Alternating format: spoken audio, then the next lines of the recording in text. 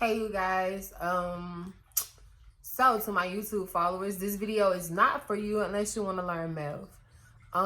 We are currently out of school because of the coronavirus or whatever it is. So me being the passionate teacher I am about my profession, I'm going to use my platform to teach my kids, because at the end of the day, my kids, they got to learn.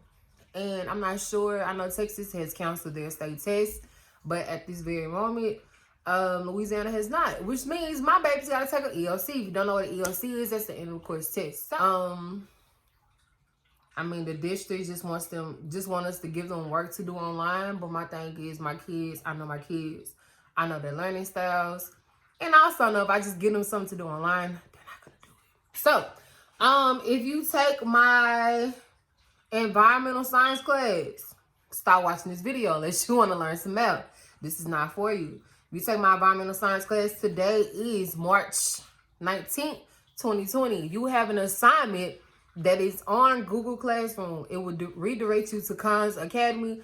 You can sign in Khan's Academy using your Google Classroom stuff. So that assignment, I think, is due Saturday. I just put it up there this morning. So today's Thursday. You got Friday, Saturday to do it. It's due Saturday at 11:59. Please don't try me, because I can still access grades at home. Y'all ain't know that, did you? They do. But for my math babies, yeah, I gotta teach y'all. And I know some of y'all be like, well, how did you get that? And this and that. So yeah. So what I'll do on this video, I'll teach you like every day, like, you know how we do in class. So I'm going to teach you the lesson, and then I probably like upload some stuff on Google Classroom for you to turn in or whatever on Google Docs, or you know, anything of that nature.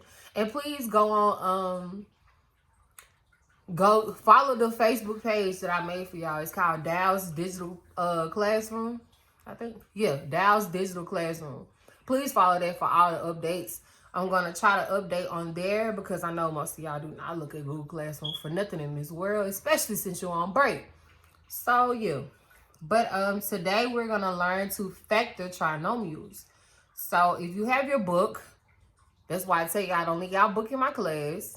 Majority of y'all should have y'all textbook, though. If you have your book, I'm on page 393. This is so weird, teaching in front of a camera. So we on lesson 27-1, and it's on page 393, right? So y'all bear with me, because I am not touching my camera, but I'm finna teach you. So number one, like I said, we'll probably be using the tiles, but I drew it out for you, but it's in your book on page 393. So they want us to use the floor plan, like we've been doing, to represent the area of the office as a sum of the areas of all the rooms. So y'all know how we go on this one. And if I was talking about this room only, it'll be wet. So I told y'all area was wet. Why am I talking like y'all can hear me? Area equals length times width, right? So you're gonna do your length times your width. So x times x will be x squared. So then you go to the next room. If it's 1 up here, what's on the side? How long is it? That's what she said. How long is it? So it's going to be x. It's x long, right? Because originally all these are put together, but I kind of separate them. So this will be 1x. So that one will be 1x. And that one will be 1x, right? Go down here. If it's 1 here, how long is it? X. So 1 times x is 1x, 1x. Then you get here, that's 1 by 1. So 1 times 1 is 1. So that'll be 1, 1, 1, 1, 1. So when you write it out, that's going to be x squared plus 1, 2, 3, 4, 5x plus 1, 2, 3, 4, 5, 6. So your equation would be x squared plus 5x plus 6, right? Easy, right? So number 2 says write the area of the office, of the entire office, as a product of 2 binomials. So they want you to break this up, because this is a trinomial. They want you to break it up and give me 2, right? So I'm gonna go ahead, like I told y'all, I think last week. Go ahead and make your brackets. So the easiest part to break up is the front and the back. So the front, if I break the front up, x squared, what do I have to multiply? What times what equals x squared? Well, we just did it up here, x. So go ahead and put my x. So I'm done with them. Then what's the what are the products of 6? So you could do 1 times 6, that'll be 6. Then you could do 2 times 3, that's 6. Which one do I want to use? So you got to think about it. So let's say I want to do 1 times 6, right? So plus 1 plus 6. You got to think about your 5x. Once I factor this out, that's going to be what? Because this x got to go here and it got to go there. So when it goes there, it's going to be 6x, right? This 1 got to go here and it got to go there. So once it go there, it's going to be 1x. So do 6x plus 1x, do they equal 5x? No, it equals 7x, so we can't use 1 and 6. We can't use that one, right? So now we're going to use 2 and 3, right? So let's use 2 and 3. So when this x goes here, that's 3 times x, which is 3x. And then this 2 got to go here and here. So that's 2 times x, which is 2x. Do 3x plus 2x equals 5x. It does. So therefore, my binomials for this, not binomials. My, my 2 binomials. Yeah. Product of 2 binomials. Yeah. My binomials for this is going to be x plus 2 times x plus 3. Right? Y'all got that because we been did that. Man, I hope this camera can show this whole paper because I don't think it can. So on step 3, it just wants you to basically use distributive property and solve it to get it back to the trinomial. So we can do that. No, y'all, my camera won't fail. Wait, back in action, y'all. Oh my God, my phone and everything would be gone. So, yeah. I hope y'all can see. I'm trying to write hard.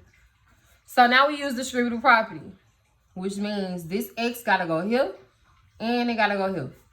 Then this 2 got to go here, and it got to go here. So once we do that, we're going to be left with x times x plus x times 3 plus 2 times x plus 2 times 3. Combine like terms. Well, solve. X times x is x squared plus x times 3 is 3x plus 2 times x is 2x plus 2 times 3 is 6. Now we combine like terms. X squared plus 3x plus 2x is 5x plus 6. Y'all, that's it. I promise. The steps you have to do, I'm going to do it again on this other paper when we go down to example A. But all you got to do is if they give you a trinomial, figure out what's the, figure out what's the products of the last, of the constant at the end. And then boom, you got your binomials just like that. So going over to number 4. Number 4 is on, man, I miss y'all. Number 4 is on page 394, right? And y'all better be doing this too, because I could be in the bed, sleep somewhere, and I could just put y'all some stuff online, but I really want y'all to know this, because y'all gonna need to know this. So, number 4 says, consider the binomials x minus 5 and x plus 3. They want us to determine the product. So in order to do that, you just do what I just did. All you got to do is use distributive property. So this x got to go here, and this x got to go here. This negative 5, not just 5, it's a negative. Negative 5 got to go here, negative 5 got to go there. So with that being said, you got x times x plus x times 3 plus, parentheses, negative 5 times x plus negative 5 times 3. Now you solve. X times x is x squared plus x times 3 is 3x Negative 5 times x is negative 5x. I mean, I could have put the plus sign, but it's no use because I have a negative. Then you got negative 5 times negative 3, which is negative 15. And now you combine like terms. Bring your x squared down. 3x minus 5x is what? Negative 2x. Because 3 minus 5 is negative 2. And then you bring down your 15. Easy peasy squeezy. Just like that. Alright, so number 5. We got x plus 6, x times x plus 1. Distributive property. Or you guys, y'all know how y'all love using the box, right? We're going to use the box for this one. Y'all, my kids. If you're not in my class and you're like, what the hell is she talking about? This the box, y'all. Gooping a lot. Same thing. This means x plus 6, x plus 1. I taught them this because it was easy for me. I feel like if you could use the box, use it.